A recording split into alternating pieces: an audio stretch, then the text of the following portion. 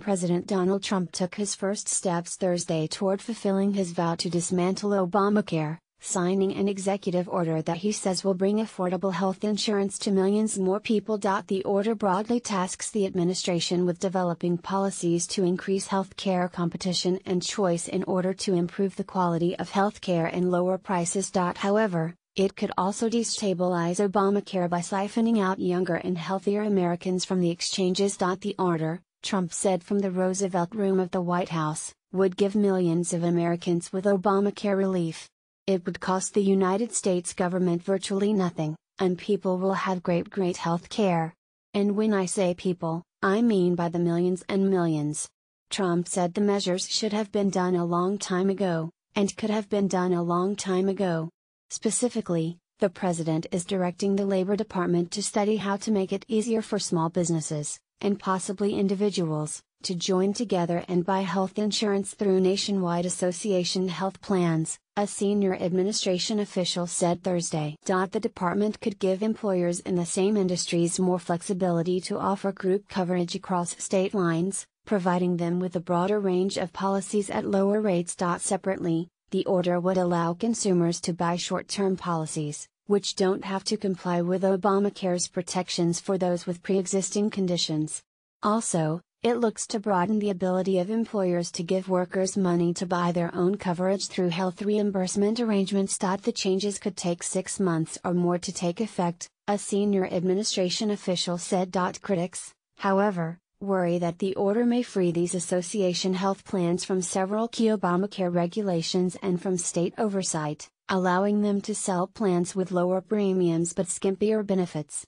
That could draw younger and healthier customers away from Obamacare and send premiums skyrocketing for sicker people left in the exchanges. Though Congress has shelved its effort to repeal and replace Obamacare, a signature campaign promise for the president, Trump has not let it go.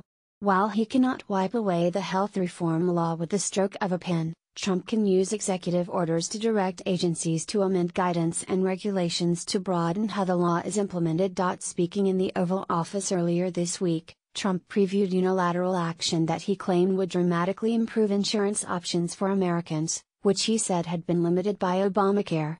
I will be signing something probably this week which is going to go a long way to take care of people that have been so badly hurt on health care, Trump said Tuesday ahead of a meeting with Henry Kissinger, the former Secretary of State. They will be able to buy across state lines. They will get great competitive health care, and it will cost the United States nothing. Trump first vowed late last month to take executive action to repair aspects of the law, which he has deemed a failure.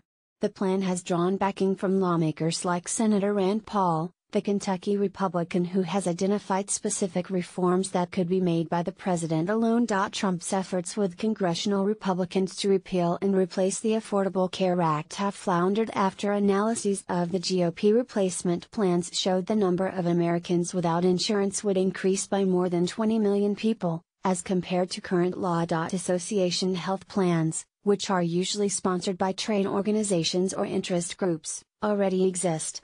Spurred by the executive order, federal agencies could amend the rules governing these plans, so they are no longer subject to state regulation, said health policy experts, speaking before the order was issued.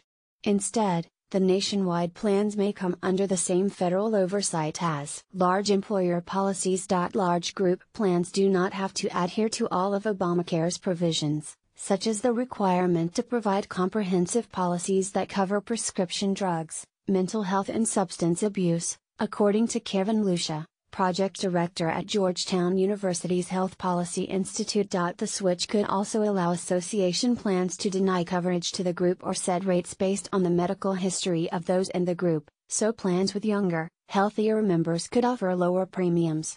The administration said that employers participating in these plans would not be allowed to exclude employees or develop premiums based on health conditions. The president's action also looks to expand the use of short-term insurance plans.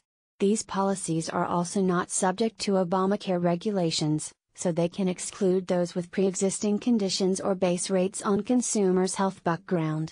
Also, they usually offer less comprehensive coverage. The